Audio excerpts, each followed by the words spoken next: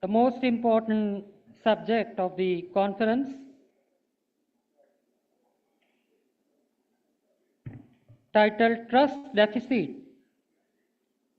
Eroding the Credibility of Judicial Institutions, Ways and Means to Combat the Truth Decay.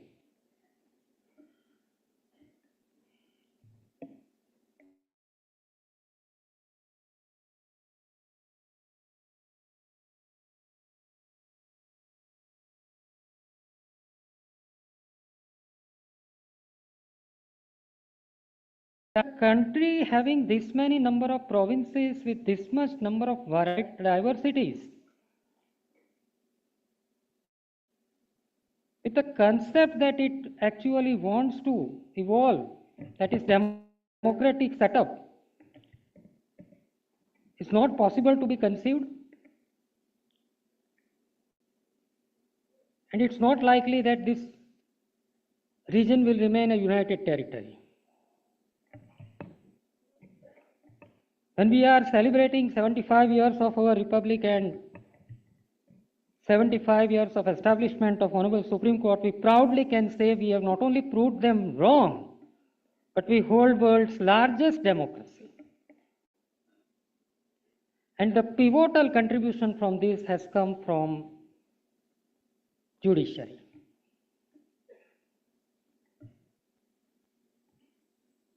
The common man, amongst all the pillars of the Constitution, places up the faith most in judicial institutions. On this key subject, where we stand in contemporary era, where we should be, and if we are not at the deserving standard, what we can do, we cannot expect a better speaker. That Honorable Mr. Justice B.R. GAVAI, Judge, Supreme Court of India, the introduction of whom is not required to this House for the illustrious personality His Lordship is having, a constitutional scholar, a distinguished legal luminary, an eminent jurist having the judgments which are neither prolix nor laconic but absolutely clinically setting down the law. We are indeed enriched to have a deliberation on this subject from Honorable the Lordship. May I invite His Lordship to express his views on account.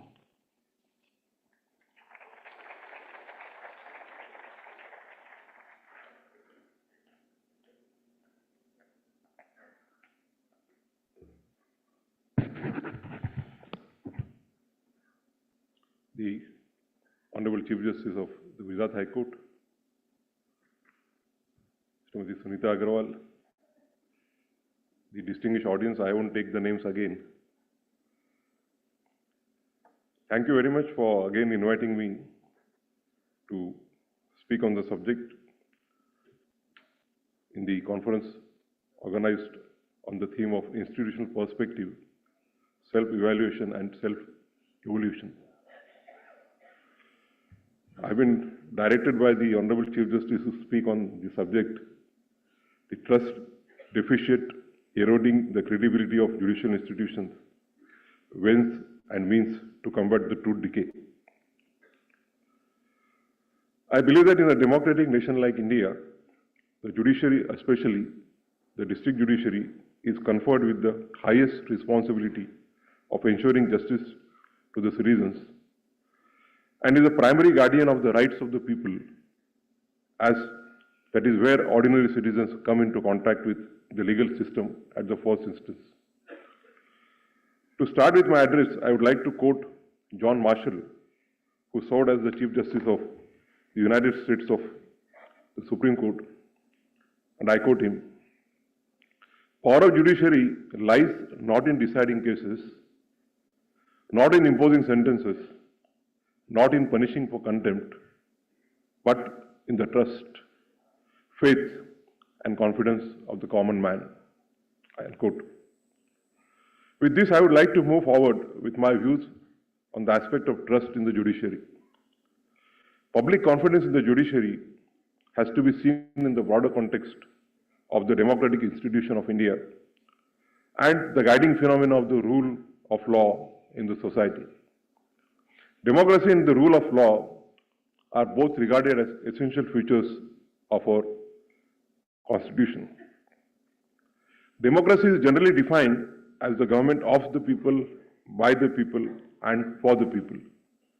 However, democracy is not just about the rule of the people by the majority. In the views of Dr. B.R. Ambedkar, one of the main architects of the Indian Constitution, institutional safeguards are necessary for the working of a democracy.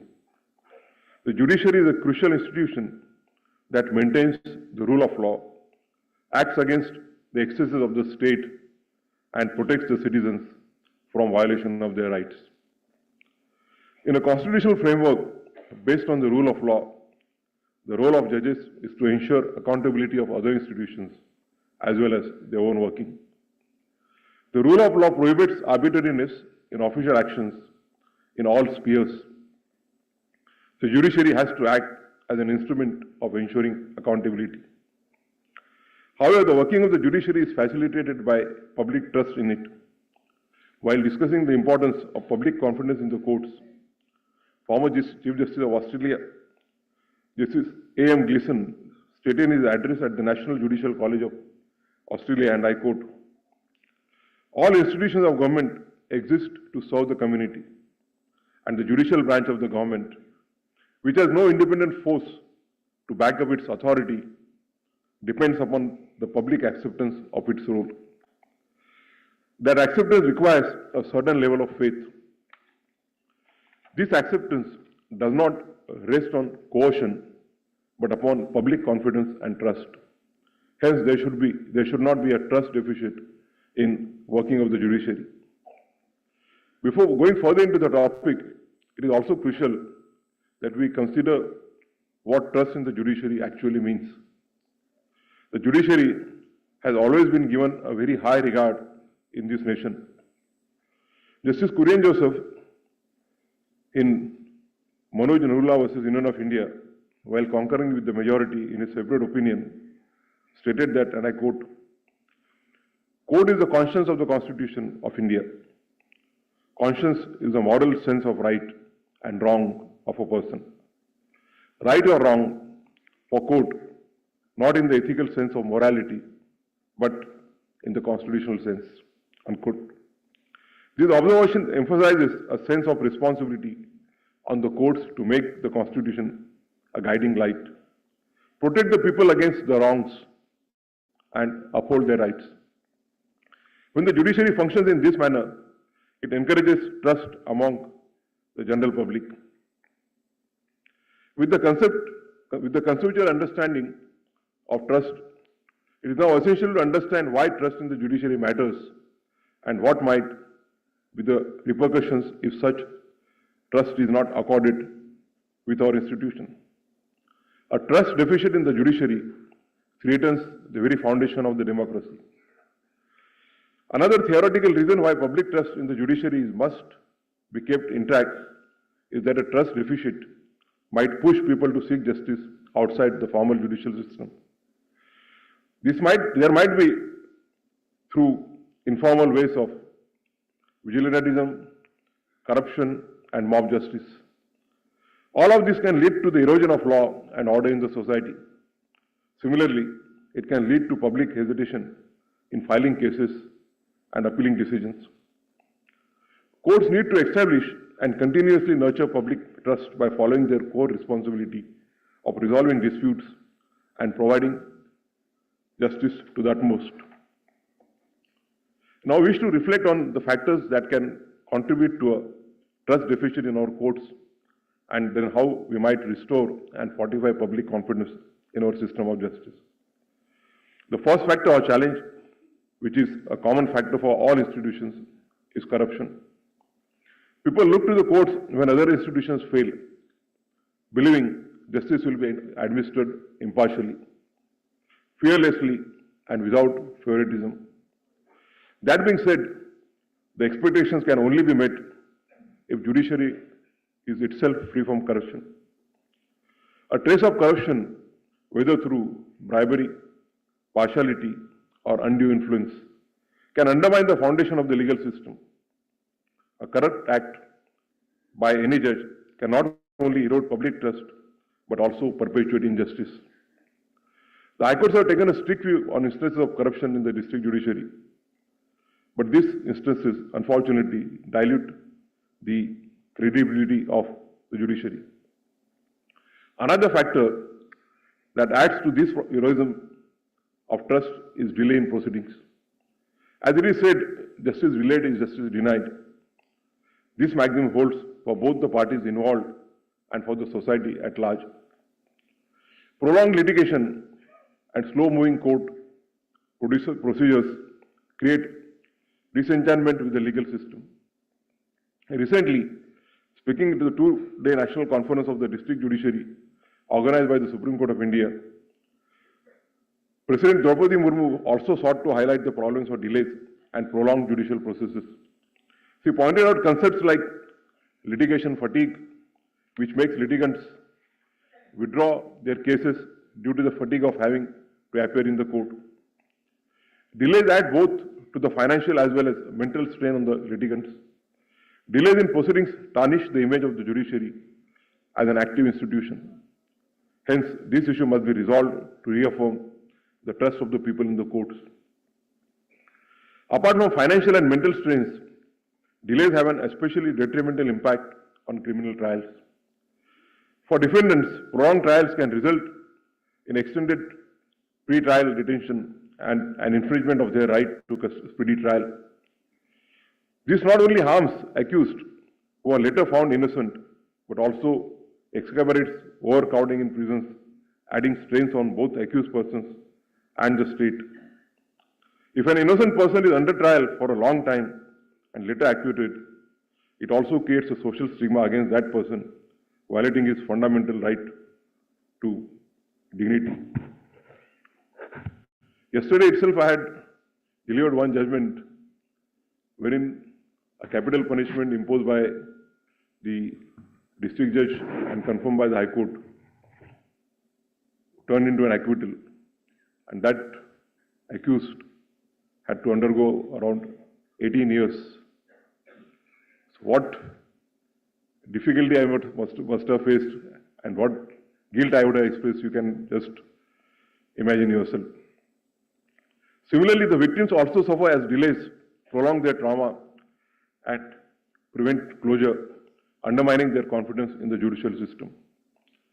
Additionally, the longer a case drags on, the more difficult it becomes to ensure fair trial. As evidence may deteriorate, memories fade, and witnesses may become unavailable or unreliable. Overall, delays erode trust in the judicial system, creating perceptions of injustice and inefficiency. Another critical factor in the erosion of public trust is the dilution of the separation of powers, which stands as a cornerstone of democratic governance. The judiciary must stand independent from both the executive and the legislature. Any encroachment upon the judiciary's autonomy, whether through political interference, legislative overreach, or executive interference, undermines the very concept of impartiality of justice. Constitutional framers have also ensured that the judiciary should be kept independent and free from all political and external influences. Article 50 of the Constitution of India also talks about the separation of the judiciary from the executive in the public services of the state. An instance in this regard is related to the appointment of the judges. In 2015, a constitution bench of the Supreme Court advocates on record association and another versus Union of India declared the National Judicial Appointment Commission Act of 2014 as unconstitutional. It was held, and I quote, "The expectation from the judiciary to safeguard the rights of the citizens of this country can only be ensured by keeping it absolutely insulated and independent from the other organs of the governance," unquote. Hence, it becomes crucial that there exists no dilution of separation of powers, as it can damage the public's belief that justice can be delivered impartially and fairly. Another factor that alters public trust is a perceived lack of transparency. When judicial decisions are not accompanied by clear reasoning, or when the process by which we arrive at those decisions is opaque, it can breed skepticism. The public has a right to understand not only the outcomes, but the thought process behind those outcomes. The appearance of justice must be as visible as justice itself. Another major contributor to the trust deficit is the lack of accessibility and the existence of complexity in our legal system. For many citizens, court remains an intimidating and expensive labyrinth, accessible only to those with resources or legal knowledge. This is more concerning as in common perception, the judge is a person who gives punishment rather than one who assures justice. Even in public opinion, judges are not seen as ordinary human beings, which James Frank, an American legal philosopher, has called the myth about the non-humanness of judges. Furthermore, the law in its language and procedure can be excessively complex, alienating the very people it is designed to serve. The disparity between those who can afford effective legal representation and those who cannot exacerbate this issue. This complexity and inaccessibility deepen feelings of exclusion and disillusionment, further eroding public trust in the courts. Another factor is perception of bias. Public perception sometimes leans towards the belief that judges may have personal bias that influence their rulings, particularly in cases involving sensitive social issues or concerning the rights of the marginalized communities.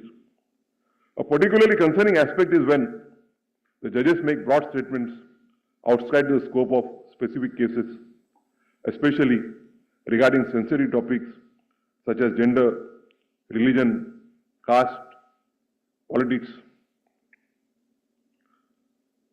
I won't name the High Court or the judge, but recently you must have come across a learned judge of a High Court who expressed opinions about women or other historically marginalized groups while sitting on the bench. Such statements raises question about their impartiality in cases involving those demographics. The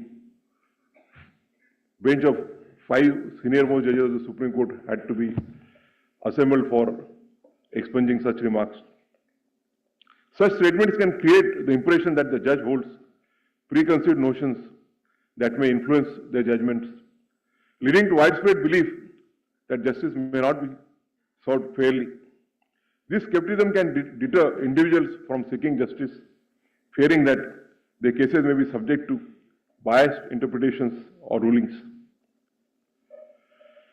I would also like to highlight the issue of misbehavior by judges or court officials. Instances of inappropriate conduct can range from personal misconduct to unethical behavior, which reflects poorly on the entire judicial system. Such misbehavior can manifest in various forms, including favoritism towards certain litigants, conflicts of interest, or failure to uphold ethical standards. When the public witnesses or hears about such incidents, it creates a perception that judiciary operates without accountability or oversight. In a recent instance, a judge in the district judiciary was found misbehaving and shouting the court staff and litigants was terminated on the ground of misconduct. Sitting in Supreme Court, we come across various cases from the various high courts. Again, I won't name a judge or the high court. The learned judge had a record of calling 168 senior officers in 1 year. Therefore, the Supreme Court had to lay down guidelines as to, in very rare and exceptional circumstances, the senior officers of the government should be called to the court. They are also required to discharge their duties to the public, to the citizens, and their repeated invitations to the court, rather than subserving justice, it harms the reputation of the court. The same judge had reprimanded the district collector for not coming in a suit and coming only in a white shirt, and a trouser. Another factor that influences public trust in the judiciary is unethical practices by judges. Judicial ethics and integrity are fundamental pillars that uphold the credibility of the legal system. A judge's conduct while on the bench and off the bench must be in consonance with the highest standards of judicial ethics. If a judge praises a politician or a bureaucrat while in office and outside the scope of courtesy, it may affect the public trust in the judiciary as a whole. For instance, in the USA, a judge of the Supreme Court of America had to apologize for their comments criticizing a presidential candidate. Another example is that if a judge resigns from his office to immediately contest elections, it may affect public perception of their impartiality. In my opinion, a judge's action in the public sphere is essential and should be confronted with propriety. Now I come to the point of misreporting and manufactured or fake news. With the advent of social media in the age of information, we have seen greater connectivity and access to information. However, this has also led to a rise in spreading of fake news and misinformation. Sometimes it is just clickbait journalism that can help the news portal get more hits online. An incident that is normal judicial exercise is shown out of context and sensationalized or made big breaking news. Sometimes the facts are not reported correctly.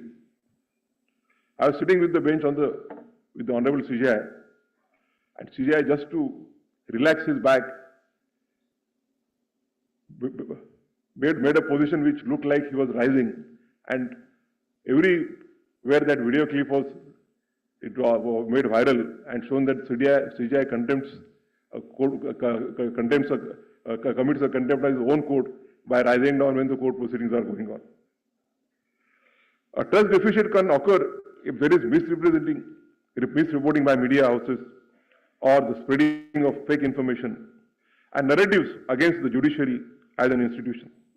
In the context of judiciary, if a perception or narrative is being created that a judge is not hearing particular petitions or they are trying to delay the judicial process due to bias, it may perpetuate a lack of trust in the public domain of the judiciary. When sensationalized or inaccurate reports dominate public discourse, they overshadow legitimate judicial processes and contribute to growing distrust among citizens. Lastly, let me highlight the issues where the judiciary is not at fault but is directly affected. Fraud investigations and prosecutions lead to a comparatively high number of acquittals of the wrongdoers. However, this shakes the perception of a general public in the fairness standards of the judiciary. When investigations are flawed, such as through inadequate evidence collection or biased procedures, people may perceive that justice is not being fairly administered. Faulty investigations and prosecutorial misconduct, for example, withholding crucial evidence, can lead to wrongful convictions. When the public becomes aware of such cases, it damages the credibility of the entire judicial system. Restoring public trust in the judiciary is a critical task that requires intentional and sustained efforts. To rebuild the confidence, it is essential to address both the structural weaknesses and the perceptions that fuel mistrust. After this, measures can be looked into and can be implemented to combat such a trust deficit. To fight corruption, comprehensive steps are to be taken to eradicate it. The first step that must be taken towards fighting corruption in the judiciary is ensuring transparency in the process. The introduction of technology in court processes such as e-filing and tracking of case status has been a step of technological intervention that has not only made the judiciary more accessible to the common man, but has also helped curbing any discretionary powers that may lead to corruption. The judiciary has taken steps to ensure that any allegation of corruption is dealt with decisively. In-house procedures have been adopted in the High Courts and the Supreme Courts to investigate complaints made against judges. The Supreme Court in C. Ravichandran Iyer versus Justice A.M. Bhattacharjee emphasized that any allegations against the judges should be handled internally by the judiciary to maintain its integrity and avoid external pressures that could undermine public confidence in the judicial system. After these cases, the Supreme Court of India adopted two significant resolutions in the year 1997 and 1999. The first resolution outlines the judicial standards that are supposed to be observed and upheld by the judges of the Supreme Court and the High Courts. The second resolution establishes an in-house mechanism for addressing and taking appropriate remedial actions against judges who fail to adhere to the universally accepted values of judicial life. To significantly combat delays in the justice delivery system, a number of practical solutions can be inculcated. For instance, implementation of a case management system can be one such tool. This system can allow courts to track cases in real time, prioritize urgent matters, and automate administrative tasks. This mechanism has been implemented by the dedicated commercial courts in Delhi, Bombay, Karnataka, and Calcutta. Courts must also focus on implementing strict timelines for various case procedures by holding parties and lawyers accountable to these deadlines and minimizing adjournments to prevent unnecessary delays. We must do away with the culture of adjournments. One of the most important principles to gain and maintain public trust is the principle of open justice. Open justice, and I quote, is a principle of the common law that proceedings ought to be open to the public, including the contents of the court files and public views of the trial. Open justice plays the role of a safeguard against judicial arbitrariness and or idiosyncrasy and maintains public confidence in the administration of justice. Our legal framework already incorporates the principles of open justice. The Indian Constitution also stipulates that the judgments of the Supreme Court of India shall be delivered only in open courts. However, further efforts are needed to ensure that the decision of the judge is in the language of the public and understandable to the locals. Thus, to regain trust and establish a connection between the locals and the judiciary, one step that has been taken is with the help of the artificial intelligence. The Supreme Court Vidik Anuvad software has been created to provide assistance as a translation tool. This tool translates English judgments, orders, and other documents into 10 vernacular languages and vice versa. These languages include Gujarati, Malayalam, Bengali. Many high courts have also been using AI-based translations to provide regional translations of English documents. Such initiatives must be taken at all levels to provide a sense of inclusivity and accessible public at the entry level itself, furthering the confidence and reliability of the general public. Judges thus need to create a more responsive environment for multiple cultures, languages, and special populations who utilize the court services. To further the principle of open justice and combat the factors that can result in possible trust decay, one of the most powerful tools is the use of modern information and communication technology. One such mention-worthy initiative is the National Judicial Data Grid. This initiative was a major step towards transparency and accountability, where data on institutions, disposal, and pendency of cases is made available to the general public across the country. Further, to make it easier for litigants to obtain information on their cases, e-court services has been a fruitful initiative. It is a personalized digital case diary that is available to the litigants to access automatic updates on their cases with a unique case locator number. It not only enables the litigants to get access to their case status, but also in the orders in their cases. Enabling video conferencing and live streaming of constitutional bench proceedings is also a step towards increasing transparency and accessibility. Live streaming allows the people to observe trials and rulings in real time. This openness fosters trust by providing citizens with a direct view of how justice is administered.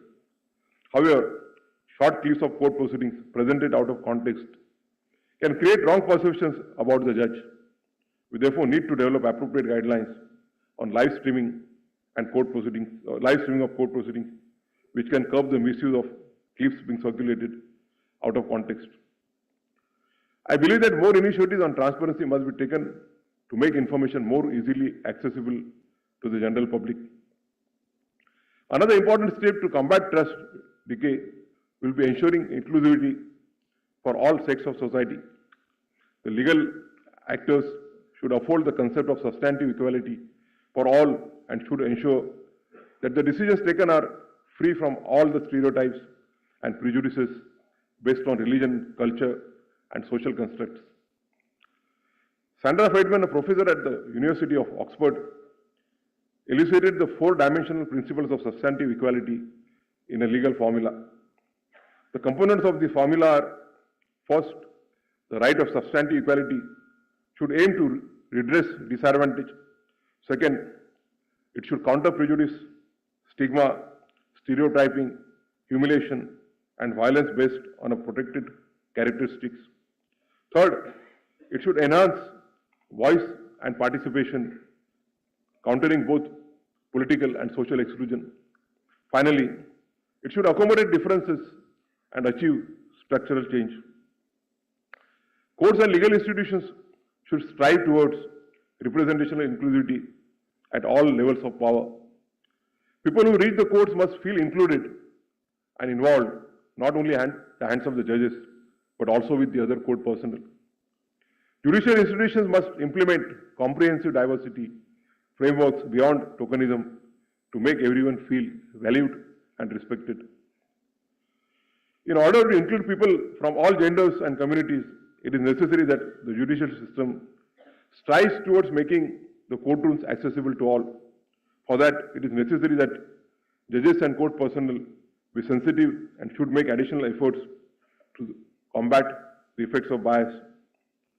Connected with this is the issue of tackling stereotypical treatment of genders. From time to time, the Supreme Court has released handbooks and modules to sensitize the courts at all levels nationwide. A module titled Sensationalization Module for the Judiciary on LGBTIQA was released by the A Committee of the Supreme Court of India in November 2022. The intent was to highlight and address the discrimination faced by them because of their identities. This initiative provides the judiciary with a list of do's and don'ts when it comes to dealing with LGBTIQA communities. The module lays down suggestive protocols that should be followed by the courts as well as the police authorities. Further, the Supreme Court has released a handbook on combating gender stereotypes in August 2023 with the aim to assist the judges and the community in identifying and addressing the usage of stereotypical and derogatory terms in judgments against women. The handbook suggests alternatives for these terms. It is the duty of a judge to keep away from preconceived notions while adjudicating upon a case. Recently, at the National Conference of District Judiciary, there was a presentation on combating stereotypes against marginalized communities. It is paramount for the judiciary to address and eradicate such stereotypes which result in the victimization of weaker sections at the hands of the very institution they seek redressal from. Furthermore, inclusivity is linked with the idea of accessibility. These issues are faced when the infrastructure of the court is not adaptable to the needs of special groups of people. This can include illiterate citizens, women, persons with disabilities, and senior citizens. A report titled "A Court for All, Paving the Way for Greater Accessibility" in the Supreme Court for Persons with Disabilities, Women, and Senior Citizens was released by the Committee on Accountability, Supreme Court of India in October 2023 to survey the problems and find solutions to it. The report conducted a survey of the premises of the Supreme Court, identified the gaps, and then shaped practical recommendations to adopt. The report identified two key areas where accessibility has to be provided to the general public. The first is physical accessibility. The suggestions put forth under this head were concerning accessible route maps and pathways, washrooms, creche facilities, lactation rooms, and so on. On the other hand, the second identified areas of functional accessibility. The suggestions under this head are to help people with needs navigate their way through the court proceedings. Instances for these can be a panel for sign language interpreters to ensure effective communication and accessibility of persons with disabilities. Similarly, dedicated windows at filing and refiling sections for individuals with disabilities, pregnant women, and senior citizens will enable them to access the courts on a more comfortable level. E-Seva Kendra is one such digital medium which has played a role in easing the process for not only the lawyers but also the litigants. The litigants can now avail case status, legal aid, or certified copies at one stop and even file a case through this one-stop center. This enables the public to avoid the hustle and bustle and makes it easier for them to navigate through the judicial processes, which makes the people believe that there is matters to the institution. There is a perception that the court battles for ordinary citizens are expensive. We have a legislation and many policies on free legal aid for citizens who cannot avail legal services. We need to strengthen and publicize our free legal aid mechanisms. I am happy that Justice Vaishnav, in his speech in the morning, informed about the steps taken by the Gujarat State Legal Services Authority in providing access to justice to the citizens in the country and strengthening the legal aid mechanism in the state of Goa. Expanding legal aid services and simplifying legal procedures are crucial steps to address the trust deficit.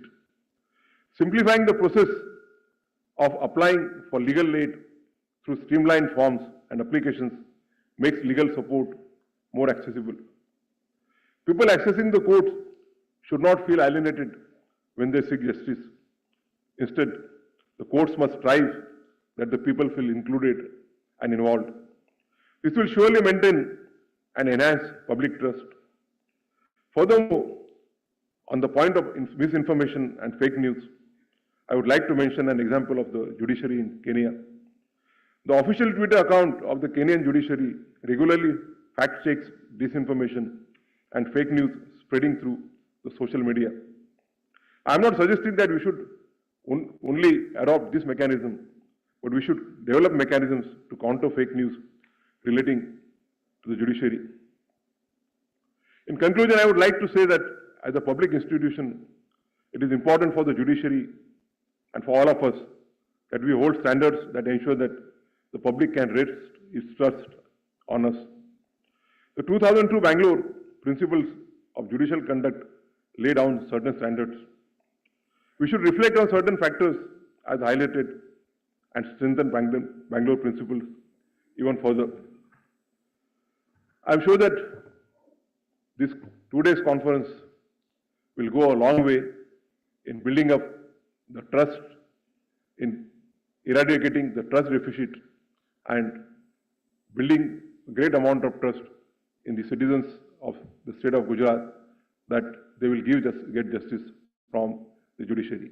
I again express my gratefulness to the Honorable Chief Justice and all my learned brothers and sisters from Gujarat High Court for giving me an opportunity to be with you all this morning and interact with the entire family of the Gujarat judiciary. Thank you very much.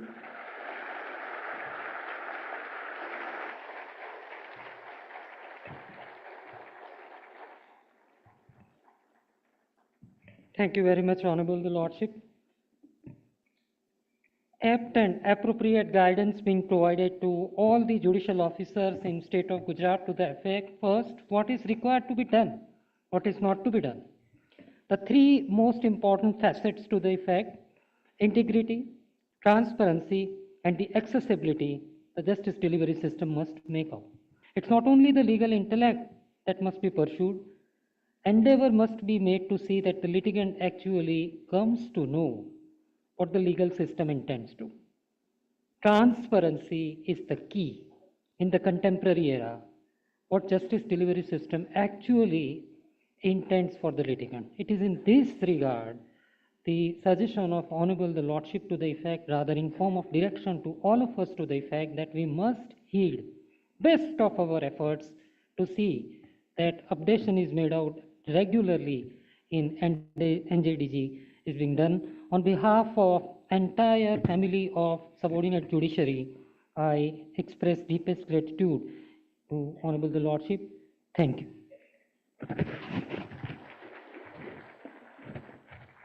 Now with this we come to an end to this session. The dignitaries will now proceed for the brunch at banquet hall at 3rd floor. High tea arrangement is made for the participants at the lawns in front of auditorium. I'll request all the judges to wait till dignitaries reach out to a brunch venue. Thank you so much.